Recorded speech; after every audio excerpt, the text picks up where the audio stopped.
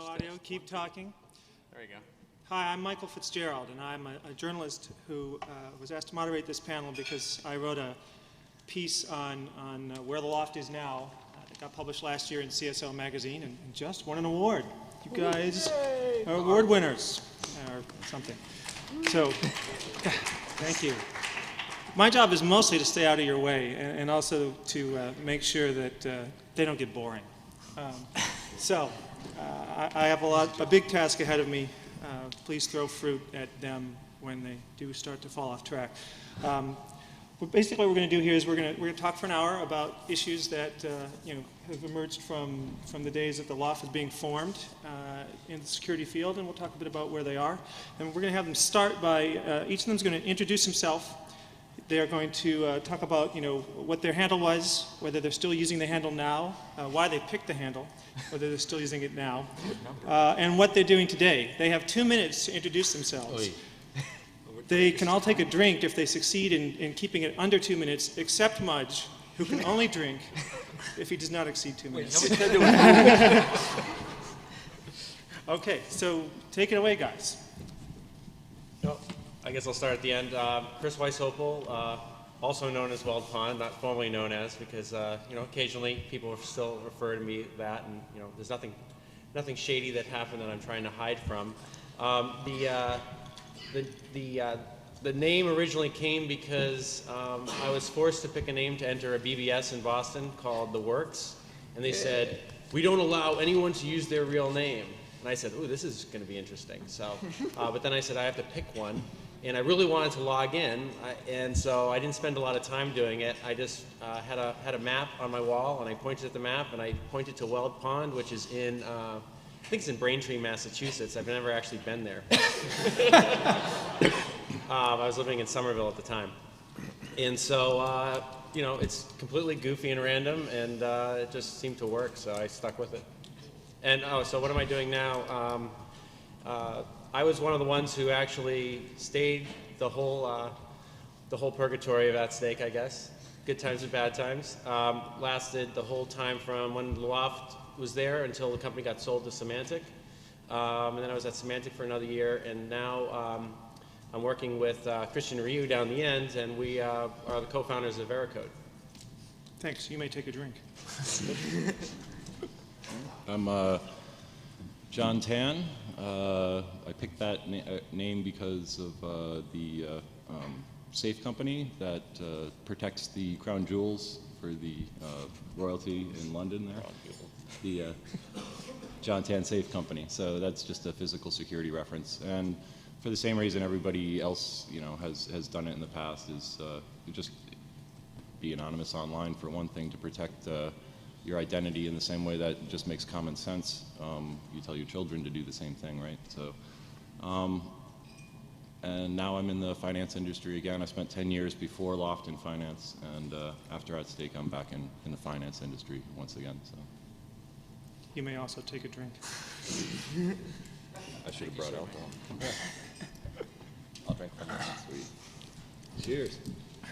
Okay, I'm timing. Yeah, okay. I thought we were going to have 5 minutes. I thought we were supposed to go through with what we've done the past 10 years. All right, tell me when I can start. Because my wife was nice enough to, so one of the things is I got married. I'm Mudge. And in the last 10 years, let's see, I'm currently... How about you pick the name? I'll get to that at the end there. And if you're interrupting, I get some extra seconds then. I'm currently the technical director of National Intelligence Research and Applications for BBN, a little company that invented the internet, first silent running torpedoes, lots of stuff like that. I was made a plank owner of one of the current destroyers, along with Madeleine Albright and Richard Clark. I've been giving a lot of talks at universities associated with CyberCore. CyberCore is the President's Scholarship for Service. This is kind of like a cyber ROTC. You get your college paid for, and then you have to go do 2 years or 4 years working for a national lab, working for the CIA, the NSA, or one of those places. I provide reports and input to the Intelligence Science Board and the Director of National Intelligence. I was visiting scientist for 2-3 years at Carnegie Mellon. A couple IEEE awards. I got a congratulatory letter from the CIA for contributing to their critical mission, which they didn't say what that was. I briefed the Democratic Policy Committee, Senator Edwards. I'm currently providing input to one of the presidential candidates that's running right now on critical infrastructure. And I was the person who testified against Vonage and shut them down for Verizon as an expert witness, so that's really working for the devil. I got married, all that fun stuff. You can start throwing fruit anytime now. Yep. So the name, I give people who say, where did Mudge come from? 3 choices for the answer. One is the short one, which is an entire lie. The second one is kind of half-truth, and the third's long and boring and the actual story. Almost everybody goes for the first one, and I say it's my middle name. They say how nice, and they walk away happy. So what's the real story? In 15 seconds. I didn't like somebody whose last name was Mudge, and I figured if I was going to get busted, they'd go to his house first. You may take a drink. Thank you. Space Rogue. Hi, I'm Space Rogue. I think I'm the only one left who still uses their handle exclusively, at least at HackerCons and stuff. I do that not because of trying to hide anything or anything bad that happened, but it's more of a perception thing for me. I can't really put Space Rogue down on my resume and expect people to sort of take me seriously or not try to do some Google searches. And despite the perception of the word hacker and whatnot in this room, it's still very different out in the real world. And so when I'm trying to apply for a position as an IT manager and people see weird things on the resume or they do a Google search on my real name, I prefer they didn't link the two together. In some cases, it would be a benefit, but I think in most cases it would actually still be a detriment, unfortunately. So while I still need to remain employed and pay my mortgage, the handle and the real name stay separate. So right now I'm currently working as an IT manager for a small marketing company in Somerville. It's interesting to me because I'm in charge of everything in the company, from the computers to the security system to telephones. So it's good. It's good work. Did I make 2 minutes? You may take a drink. I need it. Hi, my name is Paul Nash. I used to go by the handle of Silicosis. Early on in the Outstake days, it was interesting going into clients. I think in the beginning we started off, some of us using handles or some combination of the both. But early on, it was one of those things where we were doing some really, really cool research, and the landscape and environment had really changed. It was no longer as big of a deal coming out with advisories or notifying companies or vendors of security issues and whatnot. So, and some of the research we were doing was really cool, so I just wanted to associate my real name so that looking back, I can put it on my resume. I can go forward, I'll have white papers and whatnot I could reference and look back. So what am I doing today? I am actually still at Symantec. I am the only law person still at Symantec. And so, you know, a lot of people ask me, well, why are you still there? Everyone has left. You know, the thing is, it's actually a really cool environment. Symantec obviously is a multi-billion-dollar organization, and that gives us great aperture into large organizations and whatnot. So just being able to advise CSOs for Fortune 50, Fortune 10, Fortune 100 companies, I mean, we're all over the board. And so I think Symantec really gives us the opportunity to go in there and actually solve hard problems. It's the loft was, it was a lot of fun. It was very interesting, but we were very tightly focused on technology and whatnot. And security is a hard thing to solve, especially when you have 250,000 employees or tens of thousands of systems and whatnot. So I think that it's just an interesting problem, and I like to solve problems. So why silicosis? Oh, silicosis. It's the black lung. It's a coal miner's disease, which I found out after choosing the handle. But the origination, back in when I was in 4th grade, I read a short story that had silicosis as one of the characters in there. It was just it was a really cool sounding name, and so it just stuck with me over time. So that when I was getting into the scene doing research and whatnot, it just I gravitated back towards that. One of the few loft members who never smoked also. Yeah, exactly. But I forgot, Chris, or Space Rogue. Why Space Rogue? There's a game that's called Space Rogue that I didn't know about when I picked the handle. It just came out from Free Word Association when I think it was the Works board that I first signed into that required a handle. And I was sitting there at the prompt like, what the hell is my name going to be? And I just sat there for 5 minutes and did basically Free Word Association, and that's what I came up with. And And then I found out there's some stupid cheesy game called Space Rouge. Wasn't it also a John Brunner Shockwave No, Rider no, thing? no. Shockwave Rider is my other handle, Sandy Halflinger. Oh, right. He's the main character in Shockwave Rider by John Brunner, which if Great you've book. never read, I highly recommend. He talks about the worldwide internet like 20 years ago. So. Weren't you also known as Space Rouge occasionally? No, that comes out because of Space Ronics, which is where Space Rouge comes from. So that's a whole other topic for another talk. So we'll save that for later.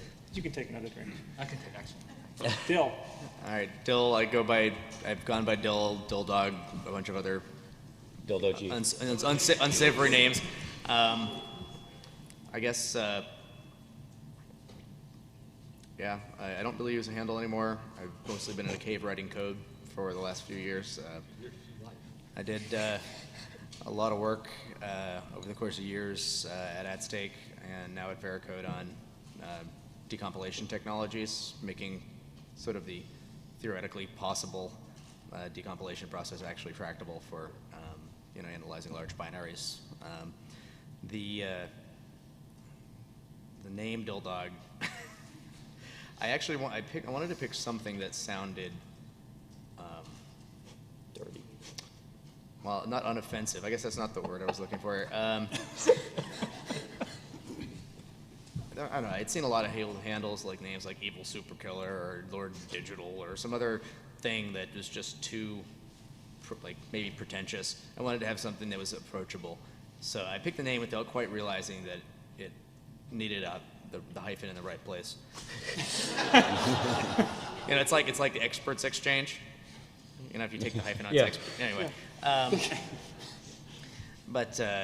Yeah. So the DilDog name is actually the name of the Dogbert character from the Dilbert comic strip before it was syndicated. Scott Adams had named all the characters Dilbert, DilDog, Dilcat, Dil, etc. And the editors wouldn't let him print it. They censored it and made him change the name because they had the substring dildo in it. I actually didn't notice that part of the thing. I always capitalized the two Ds, so it wasn't obvious to me until I got laughed out of Pound Hack on IRC when I first jumped in there. Yeah, well, that's basically it. And does anybody quickly want to talk about Kingpin and Brown Oblivion and whether they're still in the business? Well, Kingpin now has Grand Idea Studios, and he does a lot of hardware hacking. He designed the badges for DEF CON last year, LED, and I think they had wireless capability. Last 2 years, I think. Last 2 years. So he's on the board of advisors for Make Magazine, and now, as Mudge was saying, he's working on a documentary, much like the Monster Garage type shows, where people are basically doing hardware hacking. It's a do-it-yourself show, isn't it? I mean, like a Yeah. regular thing on Discovery Channel or something? Discovery, I think he's going to air in September, I think he told me. Okay. And look forward to Brian, as far as I know, is working on wireless systems, secure military wireless systems. I just saw him Okay. 4 days ago. He was actually up in Boston for one day. He had to come into BBN. We used some of the boards that they were doing. So he's out there doing his hardware and wireless stuff. All right, so let's get into the meat of this. What's this taking down the internet in 30 minutes comment? Where did it come from? Did you ever really try it? Well, it came from me, unfortunately. And it was something that the media keyed in on during our Senate testimony in 1998. And what we were talking about was BGP, were BGP attacks against the national access points or metropolitan area ethers, which are the major kind of muxes for long-haul inter-carrier exchange of information. It was entirely possible to do. Actually, the L0pht web server sat on a cable being pulled out of May East, so anybody could actually get there, and nobody had BGP filters in place at the time. Even with the current best practices of BGP, they don't have the protective mechanisms in place for it. It actually did happen a few times as well, just accidentally, where people will basically black hole the entire internet by publishing bogus routes accidentally. And anything you can do accidentally just through sloppy work, you can intentionally do And this will keep it down. It went down for like a couple hours here or there. Case in point, YouTube and Pakistan. Oh, yeah, very similar when this happened with YouTube and Pakistan. You can take countries off pretty easily. What's happened, yeah, well, Estonia's a bit different. What's happened since then is that we've gone to a lot of private peering agreements with places, and there are a lot more internet exchange points or internet peering points. So rather than 30 minutes, it would probably take about 2.5 to 3 hours to do now, and this is all the actual engagement. There's still a fair amount of setup to get your stuff in place as there was before, but that's what that was. So does the fact that it hasn't happened, does that mean that hackers have become beneficent over time, or why haven't we seen one of these you know, I guess total outages of the internet? You can't conduct a cyber campaign and go after a target if you've taken out your means of the campaign. All right. Somebody's been spending too much time with the feds. I think, you know, the trend we're seeing overall is as soon as things move from, you know, vanity and bragging rights to criminal activity, which is we're seeing with a trend with malicious code over time, we're seeing wide-scale destruction go against the aims of the people that have the capabilities to, you know, cause harm on the internet. They don't want wide-scale destruction. They want targeted attacks, even if those targeted attacks are, you know, 50,000 CEOs or 50,000 machines. It's still under the radar. It isn't something where the whole internet jumps up and says, "Oh my God, we got to solve this problem," which is what happened with things like Code Red. It's under the radar. No one's really noticing it, and it's a problem. It's something that. You know, I don't think we have the means to deal with these under the radar types of attacks that are going on. Do you want to make the analogy that Dan did in his speech about the symbiotic relationship? That No. Yeah, well, that's another point, and I think Dan was, you know, Dan took something that Mudge said probably, I don't know, 5 or 6 years ago that he noticed on machines that were compromised, that they were the best managed machines in the network. They were up to patch level, they were hardened. Their log files weren't filling up and choking the system. Extraneous processes that weren't being used for any purpose were removed. Yep. So Dan made this analogy from the medical analogy from going from, you know, basically, you know, virus to parasite, which a parasite wants to have the host live, to symbiotic, where the symbiote actually wants the host to get better. Mm-hmm. And so I think that's a great analogy on the machine level, but we're seeing that on the internet level with things like, you know, like the storm bots and things like that. It doesn't want to harm your productivity. It wants your network to run well. So maybe we'll have, you know, the storm bots actually making the pipes run better. Who knows? Well, another thing that we're seeing is we're having attacks that are coming out that are able to actually target geographic areas. When we saw the distributed denial of service attack against the major root name servers that provided .org and .mil, and it only took them out in particular geographic areas, this is because they've started using something called Anycast for responses for DNS requests. So within a particular area, you're always going to, you think the same IP address, but that's a locally pushed out responder to you. So now, if you could do this with BGP, which you can take off particular autonomous systems, you can take off particular organizational areas, but even in the distributed denial of service with some of the defensive mechanisms they've put in, you're able to say, I want to take this particular region off the net and keep them off the net, and that still enables me to use the rest of the net's resources or the components that I want. This is a much more devastating attack. So are we safer or not as safe as we were 10 years ago when you guys were in front of Congress talking? Well, talking we're on more the Hill? dependent, and the security hasn't improved much. So I guess that, by definition, means we're less safe. Anybody else have a I thought on think that? I think education has improved about security vulnerabilities significantly. The fact that a lot of the attacks are becoming automated has scared the pants off of people enough that I think that we realize that the defenses have to become automated too.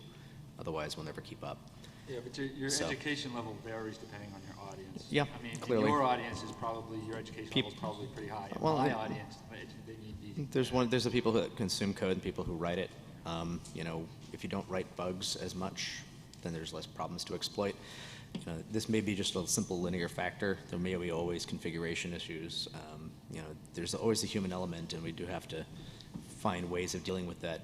And to harken back to Dan Gear's speech again, you know, some of these problems may not get solved until control is wrested from the user of the machine and placed in the hands of somebody who actually knows what they're doing. Now, that doesn't necessarily mean that, people should not be allowed to use their computers, or that somebody should be controlling it or monitoring it, but that security and, may become dependent on a certain amount of centralization in terms of management of, the things that are vulnerable.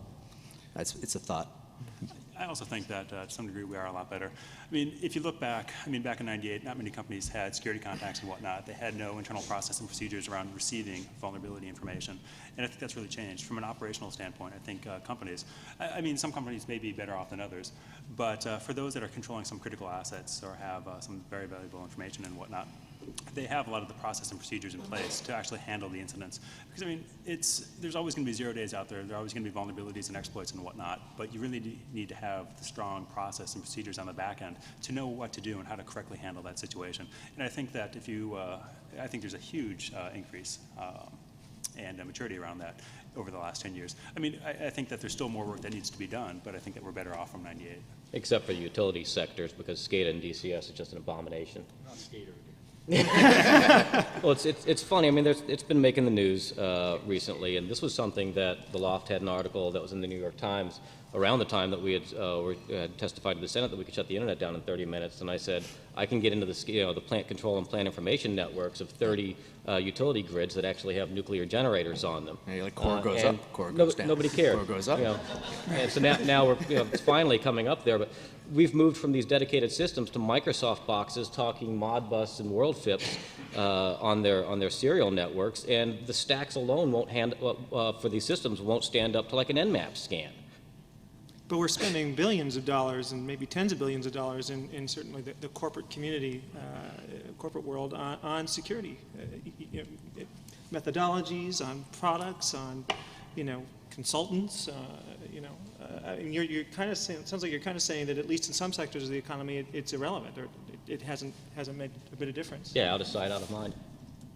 Anybody else? Well, you look at the banking industry, right? And I see a lot of things that before I was with L0pht, the banking industry was in one state, and I think definitely the maturity has risen, and that you don't have to prove that a buffer overflow is a dangerous thing anymore. Good point. Now it's more like quality assurance. It's like you have to go and clean everything up. We just want a laundry list of everything that's out there, and we believe it. So the maturity has definitely gone up, but then by the same token, now they want to push out new stuff like mobile banking. So you've got all these new territories that are just as bad as the old one used to be, and maybe they've cleaned up a little bit on the back end, in the case of finance, for instance. But Yeah. So at least in some places, the money's paying off. NASDAQ's in backup one is area, still, but they'll grow a new area that it's just weak. but they're still missing certain things, like NASDAQ in New York, their backup site is within 15 miles. Oh, absolutely. Yeah. Which is just ridiculous if you're talking about a natural catastrophe or a targeted, hit. So we got vulnerabilities all over the place, even now, but you guys, spent really almost a full decade during the 90s trying to address these, call attention to vulnerabilities, things like that. Did the way that you go about it, did it help? Is it, can you look at the sort of the full disclosure wars and sort of say, yeah, that worked, or maybe we should have gone in a different direction? Well, it created an industry that really wasn't there before, if nothing else than the selling of exploits to certain organizations. But I think, and Marcus Raynham will always argue the opposite, and this was in something recently, that we did make a big difference. If you look at Microsoft and their response, we helped them out tremendously by rattling their cage, kicking the hornet's nest, as it were. Intel, as Silicosis was just mentioning, they didn't have a security responder until we came up with their crypto box, the vulnerabilities in that. People started realizing that if they weren't going to be responsive to the to problems that we were bringing up, we'd take it public and we'd drag them through the muck. And large organizations that are dependent upon their share values didn't want this to happen. That changed pretty quickly as people realized, because we got a lot of notoriety and publicity off of a lot of the vulnerabilities that I and others published. And I think a lot of other people who got into the field did it for self-serving, trying to boost their own reputation, their ego. Ours was really, look, these vendors are not listening. The only thing we can do is publicly flog them until they respond. And now the vendors do respond, and people are still trying to publicly flog them. It's like, no, we have to, step up to the next level to try and help elevate. I think some people kind of misunderstood, like, the goal of vulnerability research. It's not like we're going to find all the vulnerabilities in the product and tell the vendor. It's just like we're going to point out the most egregious ones, and the vendor's going to have to then go in and change the way they build software. So, you can't have an external QA process. You actually have to build the software the correct way. And all we were doing is pointing out that they weren't doing it. Vulnerability research itself isn't the solution. The vendors had to respond, and the vendors that have, do have substantially better code. Yeah. But the way I look at it is, people only start writing better code once they get picked on, and they start getting picked on once they get enough market share. So all the things with small market share, no one is picking on it. All that stuff is actually very, very fragile and has a lot of vulnerabilities in it. As it starts to get market share, it gets picked on, and then they say, hey, wait a minute. So there's like a long cycle when a company comes to market. There'll be like 3 or 4 years of revisions as they grow, and all of a sudden they get picked on, and then they start writing secure code. So because of the way the market is like that, and half the software is written by companies that are probably, a few hundred employees, we have a lot of vulnerabilities still out there, even with Microsoft and Oracle and Apple doing a good job. I want to add one thing in there that I agree with what Weld said. One thing that's still disturbing is that when people point out a particular vulnerability, let's say it's a buffer overflow, let's just say it's a stack overflow in a particular line of code, that the vendors oftentimes, not always, but still oftentimes, will just go and fix that one particular problem. And what you're really trying to point out is you are making this particular type of mistake. You need to go back and fix all of those areas, and instead they just say, oh, this is what you found, we will fix that, rather than learning from it and actually saying, oh, any place where we have an unbounded copy, we should bound this copy to prevent overflows. And that's disturbing. There's a big cost, though, to going through a product. There's something as large as, a Microsoft operating system or an Oracle application, and finding everything that's in there. I mean, that's not trivial. It's a big cost for that company, and I'll argue that it's a bigger cost for the person who gets popped by it if it's a real targeted, nasty attack. All right. So is there, in speaking, I wanted to go back to, you were talking about smaller companies and the fact there's still a lot of vulnerabilities out there. We saw several bug-a-day kind of episodes, sort of like, pick your month, we'll have a different thing, and Apple got picked on, a couple other companies got picked on. Is there still really a role for that? Is that the kind of thing that needs to happen for those companies as well? Or, as some people said at the time, was it really just kind of grandstanding on the part of the people who are doing it? Well, I think that the bug a day, a little bit of it is trying to focus your energy in one time, and it's a little bit of a marketing spin. I think, I'm not sure that they really make any more of a difference to do that. I mean, it probably gets it in the press more, which gets their customers to know about it a little bit more. But I haven't seen anyone who's been hit with a bug a day for a month actually change that much. Mm-hmm.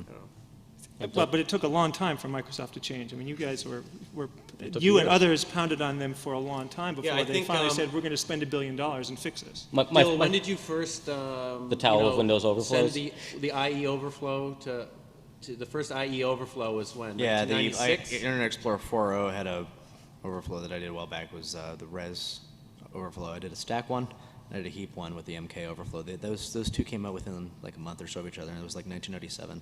And then Bill Gates came out with his memo in 2002. Yeah. So it took a lot of stuff to build up to get to the point where they would actually make the investment. Well, you also remember what their first response was when, I took some of Hobbit's work on what eventually became part of L0pht, and their first response was to try and take us out to dinner and then offer us their source code under non-disclosure agreements, which would then stop us from being able to publish any more vulnerabilities that we found. We told them we already had it. How was the dinner? That was good. So kind of segueing from that, though, there was the motive issue. There's a lot of controversy from certain people who are really looking to get paid for finding vulnerabilities. What's your take on whether, is that valid? Should people be paid for finding vulnerabilities? Well, there's a few ways of looking at that. I mean, clearly, you've got the standard consulting model, where people are paid to find vulnerabilities for a particular company and not tell anyone except that company. But then you've got the markets that have grown up around vulnerabilities, and some of them are more legitimate than others. You know, the thing that I've noticed, I guess, is that, you know, there's a price now for a particular vulnerability or its type. And, you know, back in the day, you know, you were just kind of finding vulnerabilities, and there was sort of of infinitesimal or infinite value, depending on the way you looked at it.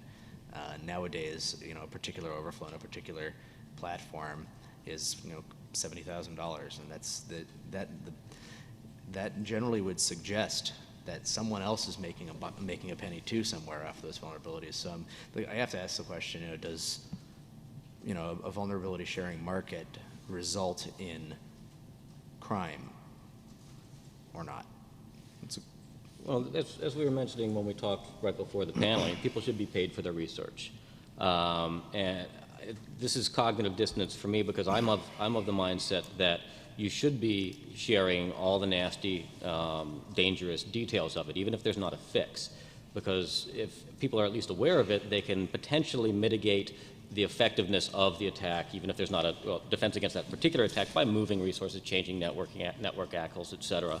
And I'm saying this, of course, and my biggest clients are the intelligence community and the DoD now. So I'm in a bit of a quandary, because Do they share all the vulnerabilities they know? I don't share shit anymore. But that's an interesting tact. I mean, the reason they don't share a lot of the stuff is a lot of the stuff's offensive in nature, and a lot of the stuff is defensive as well. And you don't want other people to know about the total capabilities that you have. And when you see the commercial sector go the same way, well, you got to kind of think that there's some of this evil scariness going on in the commercial sector that we've always been thinking about that the feds do. And that's a disturbing trend. Nodding of heads. Well, since we're talking money, I feel like I have to ask you guys, was it worth it to sell out? I don't think we had a choice, really. At Stake cost me $75,000 personally.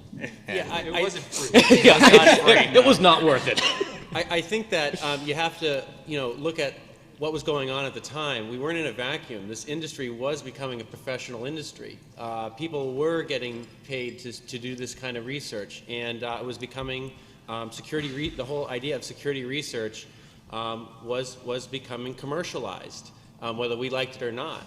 So, you know, is either do we want to stay outside that, or do we want to contribute to it and try to make it as good as we can? And try and lead it and help. Try to lead it. Help That's shape one of the Evolve or things- die. Right, You know? exactly. Exactly. The point that L0pht was at that point, prior to At Stake, I mean, we would have continued on if we had continued doing our same thing in the same way, but we would have eventually just died out. The L0pht as it was, I don't think was a sustainable model for any length of time beyond At Stake. Yeah. If we hadn't tried to do something big, I mean, we made the effort. We're like, this is our shot. We're going to change the world, make a dent in the universe. It didn't, unfortunately, work out that way, but that was the goal when it started. And so, was it worth it to sell out? I think we had to give it a shot. Weld had a great analogy a long time ago, saying, like, you know, you can be the best, you know, garage band in the world, and the only people that are inspired or hear your message are the people that live in, you know, a couple block radius of you. And you have an option of, you know, trying to, you know, change the world and influence people and hopefully do good by staying as that garage band, or you can try and make some educated and, you know, and careful compromises, get a promoter, and, you know, go to the big venues and try and, you know, spread. Maybe your message will be a little diluted, but at least it's still your message and you're hitting more people. And that gave me a lot of solace and hope, you know, that we tried to do that. I think we did change the industry in certain ways. I mean, for the first year and a half of At Stake, we were the only ones that really were not beholden to any vendors. We wouldn't take kickbacks for recommending anybody's stuff. We paid for our own equipment that we were going to do analysis on because we wanted to follow the Consumer Reports model where people could actually trust what we're doing. When the bubble started to burst and people were kicking out consulting agencies, the big five at the time, were getting booted out, and they were keeping At Stake because At Stake was like, well, they're only thinking about our particular problem. But even then, you know, the executive team and the market influences, eventually those morals, or those directions, I should say, started to erode. But it was an effort. Yeah, I mean, at the time we were a small software shop. I mean, we had LoftPrac. We Making money in spite of ourselves. No, yeah, exactly. I think if we had more business acumen, we probably would have raised the price of LoftPrac. But Only what, $50 or something? Yeah, $50. I think Symantec was selling it for $1,500, but The mainline version was free. I mean, we Should have gone the open source model and charged for support. I mean, we were a small product shop. We did also had consulting as well. I mean, we were doing some very cool projects with Network Flight Recorder and whatnot. Yep. But I mean, we were cobbling together systems out of garbage and whatnot, and just trying to build. I mean, like I remember sitting at a desk with, like, the desk came out of the garbage, and so did the chair. We just were all cobbled together, working in a room that had no AC and 100-degree heat. But we needed to go to the next level so we can continue the great research that we were doing. And we saw that next level was available, was attainable. And it's funny that we did a lot of this technology reclamation. I think somebody at the L0pht coined that, might have been Weld. dumpster diving. Yeah, dumpster diving, technology reclamation.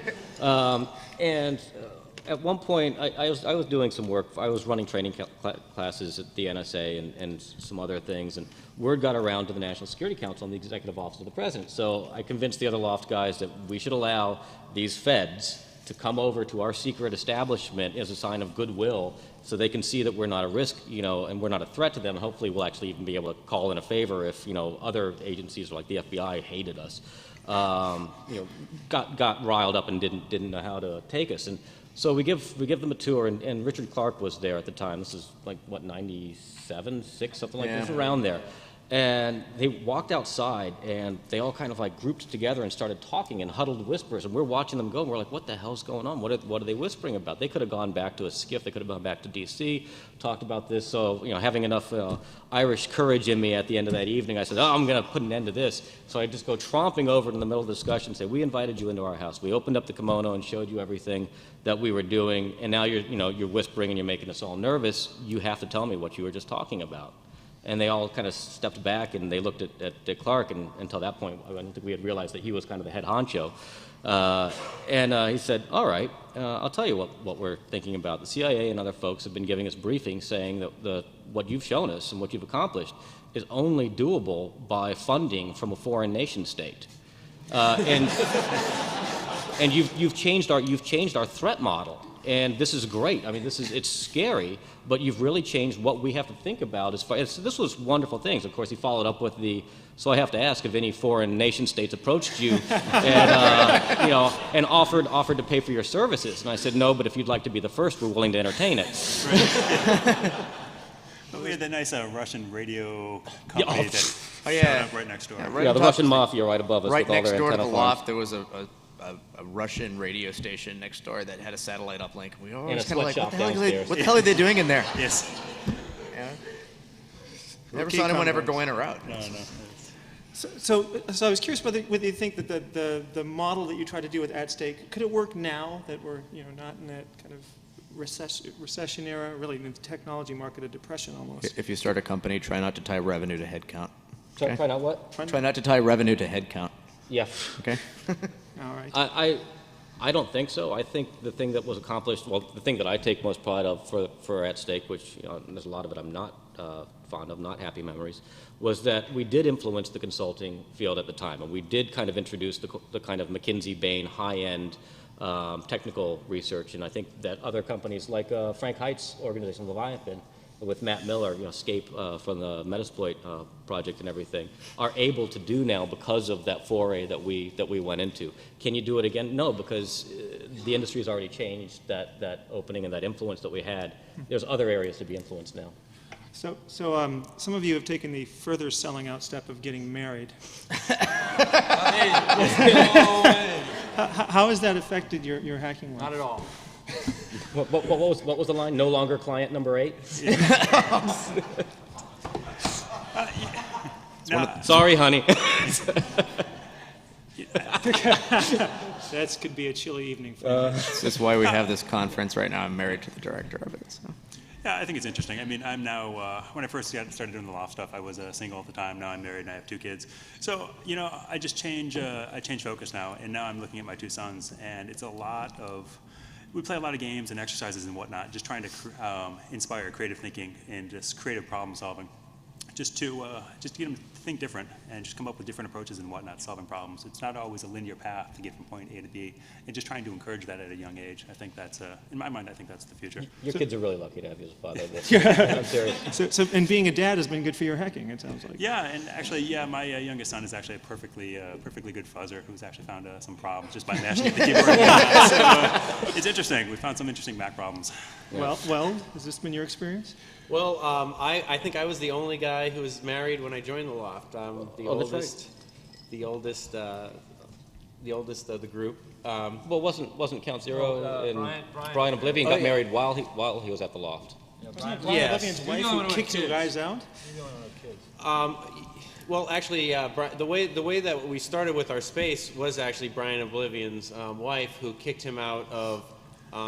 She didn't. As soon as he would do a lot of technology reclamation, and so he would be bringing, monitors and PCs and network cabling into the house constantly.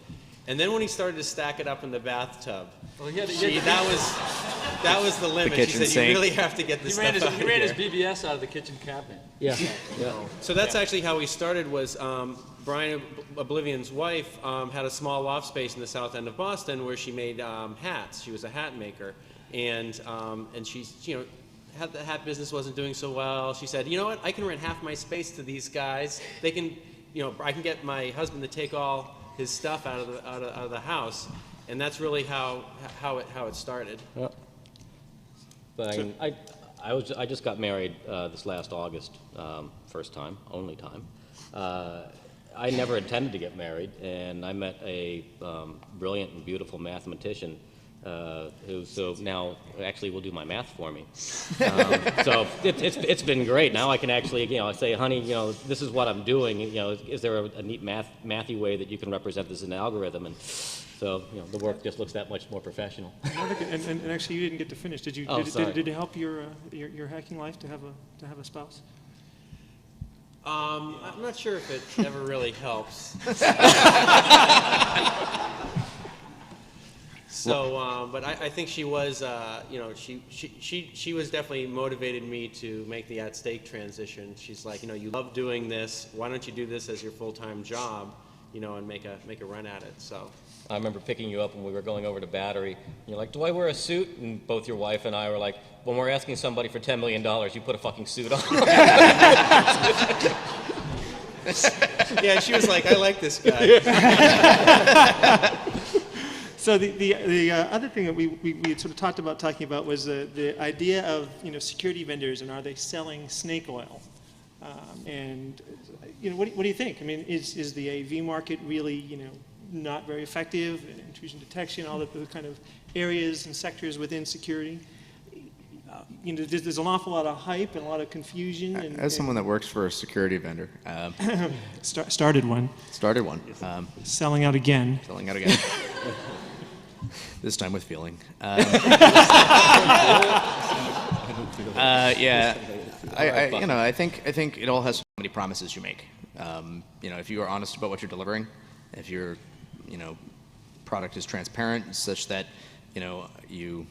people pay an honest amount for a good day's work, regardless of how you generate that, be it by manpower, through automation, or through clever algorithms, or whatever your process is. If the perception by by a team of intelligent people who writes code, your customers or whatever, if they're deriving benefit, then you have a business. And I think the snake oil products, we're making a lot of promises in the past. We've had a lot of things that the story that gets me is this anti-spyware products that install the spyware on your systems. There's a certain level of unauthenticness that I think we are getting better at identifying now as a group, and the real needs for the tools that are out there, are starting to bubble to the surface. That's the good stuff. The bad stuff, throw it out with the bad, just flush it down the drain. We get a lot of products don't last if they build up a bad reputation. It's just the way it is. It's a good point. I mean, I think just you commented on AV and working for Symantec, so I should respond to that. You know, it's unfortunate right now. I mean, there's tens of thousands, if not hundreds of thousands or millions of viruses out there and whatnot. And so someone will always say, well, you know, it's not going to detect everything. And you're absolutely right. There's always going to be these new viruses that don't have signatures written and whatnot. But the thing is, you'll catch 99.99% of the other ones out there. And so, I mean, I've been at client sites and whatnot, and we found a compromised system. And it's like, well, we've actually found like one of the root Trojans or the binaries and whatnot. We're able to kick it back to the internal research lab where they completely reverse engineered it, dissected it, came out with a new signature that we immediately flushed out. And so out of like 25,000 systems, we knew exactly how many systems were infected with it, and we could just target those and clean them up. So I mean, yeah, I think that there is some value in antivirus software to that degree. I mean, will it prevent everything, prevent attacks against every thing out there? No, absolutely not, but it does a good job at what it does. And so I think you just need to invest time and have those operational procedures and whatnot to be able to properly respond to those pointed attacks where there is no signature or it's a new style attack that nobody has seen before. Well, Go ahead. I think the problem is the marketing, not the technical side. I think when you talk to the technical people at companies that have these products, they're pretty honest about what their capabilities are. But what the communication to the consumer is, I think McAfee's is called total protection. You know, it's like, no, there is no total protection. You know, you have to be honest with your customer that there is always going to be some risk. And you have to be honest about, and I think the whole industry has to start to say, you know, what percentage of, you know, attacks can they protect against, and exactly, you know, in the grand scheme of things, what they're delivering. Because unless you know what it's missing, how as a customer can you try to mitigate what it's missing? And so it's really, you know, all technology has limitations, and you know, I think the marketing just has to be a little more honest. Well, I've got an issue. I want to chime in here on a second. Yeah, I agree with what's being said there, but one of the things that nobody seems to be pointing out is what sort of vulnerabilities are these solutions introducing to the systems themselves? I don't know. I can't tell you how many systems that I've broken into that I've used the port and the application that is the antivirus listening for its updates in order to compromise the system. So yes, they're protecting against certain things, but these people protecting against other vulnerabilities in code oftentimes aren't looking at the security of their own code themselves. And this is yeah, well, I actually went to a talk by Sinan from Immunity earlier, and he went through about how Immunity penetrated a very, very secure organization. They did a long-term analysis of how are they going to try to get in before they got in, and they determined that the weakest point in the whole organization was the antivirus mail gateway. That was the weak point. That was the point that you used to get in. They decided that that was what they were going to attack, and they attacked it, and guess what? They got in. And it's not just the antivirus stuff.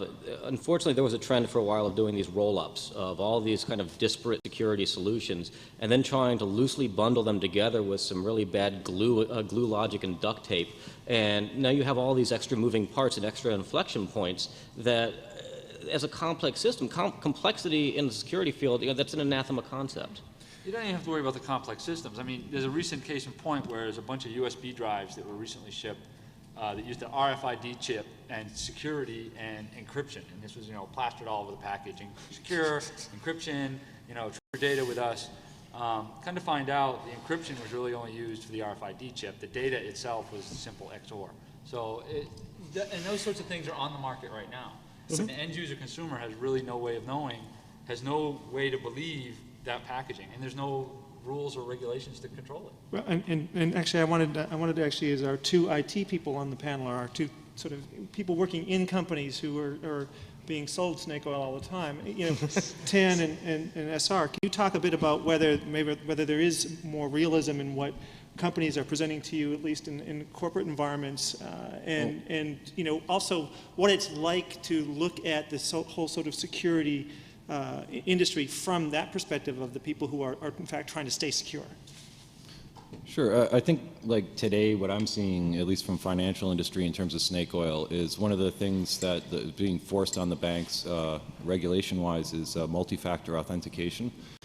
The idea there is something you have and something you know, like a secure ID type solution, right? And What they've been doing is these companies have been coming up with software-only multi-factor authentication, which basically means there's a JavaScript that goes and looks at, profiles your computer, and that's the thing you have, is this profile that's, just generated through JavaScript, the same stuff you can call when you're exploiting them via cross-site scripting or whatever. So to me seemed really weird, and the reason is because there's a whole industry around this, regulation to satisfy this need, and as long as people can just view it as like a checkbox or whatever, they're going to look for snake oil, something that's cheap, something that won't break their operations because it's not really doing anything. And the auditors require that little checkbox still? Oh yeah, and for some reason they have accepted it to date. So that to me is where the snake oil is today, I think, that I've seen. How do you explain that to sort of, your management, people who aren't technical, who are just saying, well, we gotta, this is a problem, we gotta solve it? Don't implement your own crypto, period. Well, I mean, we've demonstrated its weaknesses, and it's like the group that I work for, our job is to identify the risks, so it's up to the managers to make the decisions on how to manage that. But quite often it's just, the bottom line. It's too expensive, they all feel, to go toward a real multi-factor authentication, which is kind of surprising to me. But Yeah, even in your world, because that's a world with I a mean, reputation for spending. Amex in 2000 had the blue card with a smart chip right on it. So I mean, it's the form factor is there to slip it into your existing ATM card and use the ATM card maybe from home through some smart card reader or something. But instead, they're going to settle for JavaScript. So. Wouldn't it be nice if they had to do differential power analysis to get the secrets off, rather than just popping some cross-site scripting on some sort of message board?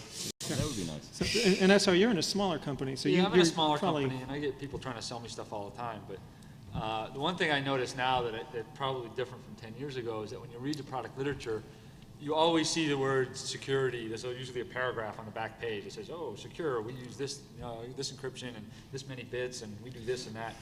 And it's all buzzword stuff. And as a consumer, as an end user, as a purchaser of this stuff, I have no idea what the hell is in it. I mean, yeah, so they're using 256-bit AES. What the hell does that mean? What part of the product are they using that in? How is they implementing it? Is it really as secure as they're claiming? I have nowhere to go to verify their claims. There's no rules that they have to say what their stuff is or what it does. So while I think it's more, people are more aware of security now, and especially in the marketing departments, I don't think the education level of the people purchasing this stuff is high enough to know exactly what it is they're buying. well, you're saying that the vendors are basically putting the new and improved label on Right, it, and you exactly. don't know it's new or improved. Exactly. So we're almost out of time here. I wanted to ask a question and then open it up a little bit to the audience. So the last question is what makes you scared as hell? I'll start.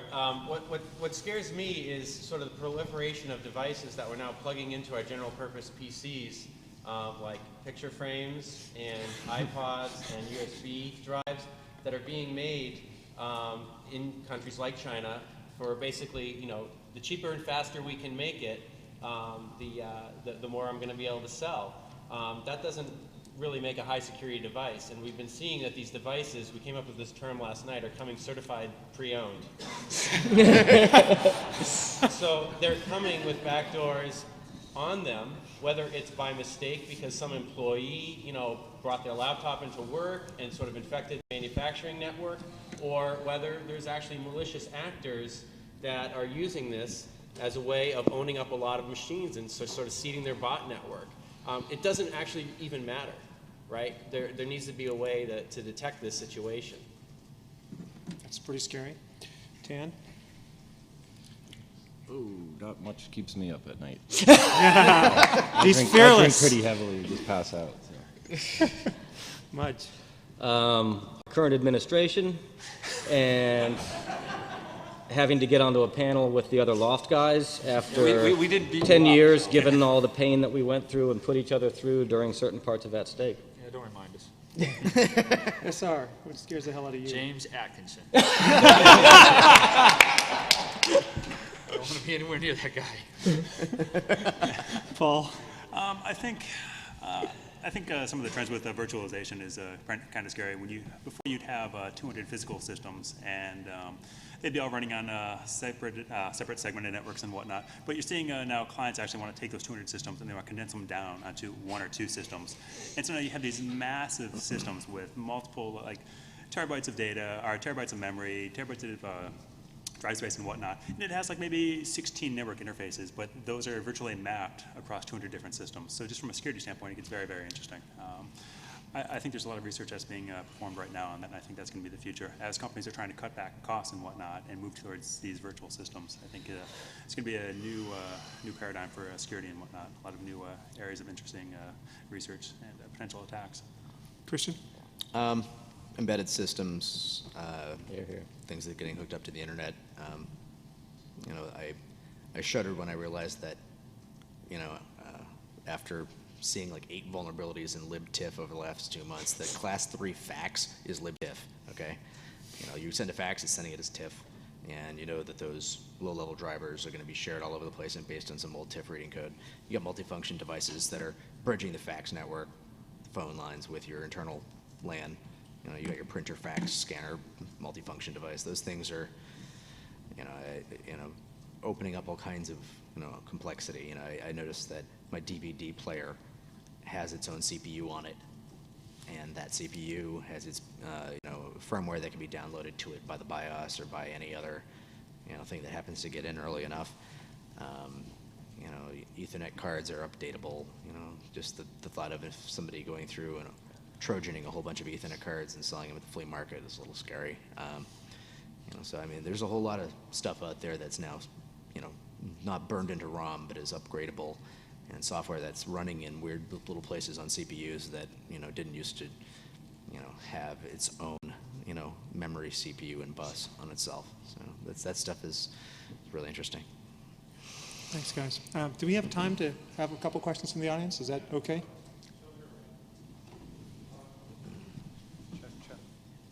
Check. This is mostly for Tan, though I think Weld will probably want to weigh in too. Where is the underwriter's laboratory for software, and will we see one in our lifetimes? Well, I could answer, but Tan actually wrote the paper in '98 and really came up with the original concept because he was looking at the way that other security products pre-software were certified, and with things like safes and other security devices, you had an independent certification of its capability and a rating, or they couldn't sell it, right? But today, we buy software devices, security products, and we have absolutely no idea whether this stuff really works or not. And it wasn't that it was a rating of it's safe. It was like the original Underwriters Lab saying it takes X amount of time before the integrity. Go for it, Dan. I just think that it hasn't come about because there hasn't really been a credible entity that's jumped on it. Like maybe someone like the post office or someone that's kind of removed from things would be anyone that could be a notary public or something like that could have, run this as a program from a brand name perspective.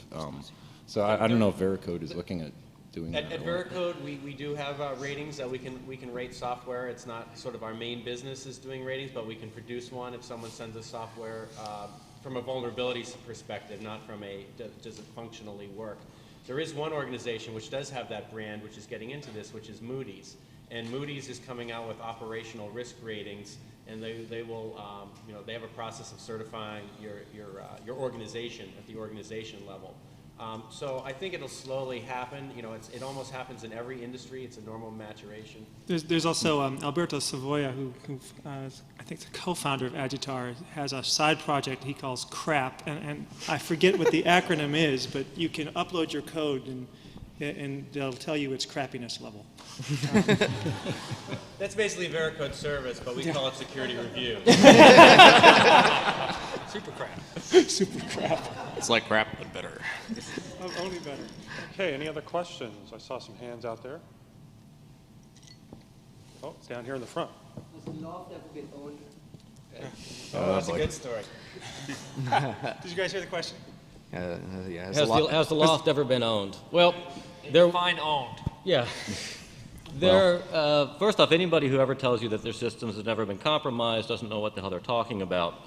The best you can really do is say, not to the best of our knowledge was it ever owned. And one of the things that we used to do is certain people who would terrify me when I was rebuilding the kernel and kind of running some of the main systems is I'd actually go and offer root access to certain people who I thought would probably target us and would have a high likelihood of successfully getting in. And then once telling them that I was going to give them the root password, that if anything bad happened to the system, I would come after them.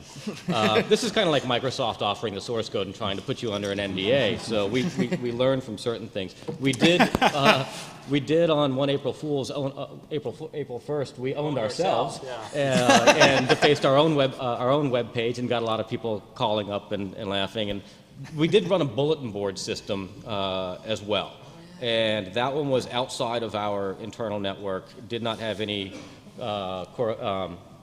trust relationships between things. And I'm sure people popped each other's accounts on that, but not the actual L0pht core to the best of my knowledge. There were a couple incidences where there was a little, not completely owned like root access, but there was an incident where one of our shell users, the death vegetable, we required SSH remotely to get into, but he had an account on an internal box, and he SSH'd into the internal box, and then he telnetted from the internal box to L0pht.com to read his mail, and someone sniffed his password. Then there was an incident where there was a widespread SSH attack going on, and, but we were running L0pht.com on an alpha box, and no one had written shellcode for alpha. So we got hit with that, and it just crashed. An alpha box running OpenBSD. So using weird architectures on your internet-facing machines is definitely beneficial. And the fact that we actually had a $30,000 or $50,000, because they were tough to come by, sunscreen that was kind of a prototype one, non-addressable interfaces, when Sun Microsystems was still putting it together, and it was a really cool, really well done system that nobody had really seen. This was prior to like the whole firewall ones and everything else. It's a firewall that runs completely off of a CD, so you have to burn a new copy of the CD every time that you want to change the configuration, but it basically kind of makes it very difficult to... And it didn't have any addressable interfaces. Yeah, so there was no IP address. It was all Ethernet, and it did its own stack translation and all that stuff. It was a bridge. A bridge. Yeah. But good question. Okay, any other good questions? Do any of you have about Mudge in the dress? No? Oh. Yeah, do any of you have any contact info you'd like to give out for the internet viewers, or well, we don't have the L0pht.com address anymore because it's owned by Symantec. They own a lot of domains. We have L0pht.com, which Space Rogue runs. So, which everybody used to miss. It's got a picture and some links and an email address. So, if you need to get a hold of anybody, you can send it to whatever the email address is on the L0pht.com site, and I'll route it to whoever you want it to go to. Okay, without any further questions, I want to thank you guys again for being here. Thank you. For further information on the internet, visit www.mediaarchives.com. Big thanks to Stacy for putting the whole thing on. Thanks, Stacy. Yeah.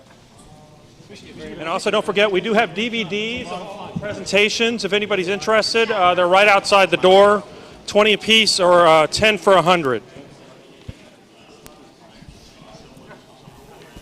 Thank you, everybody. But it turns out.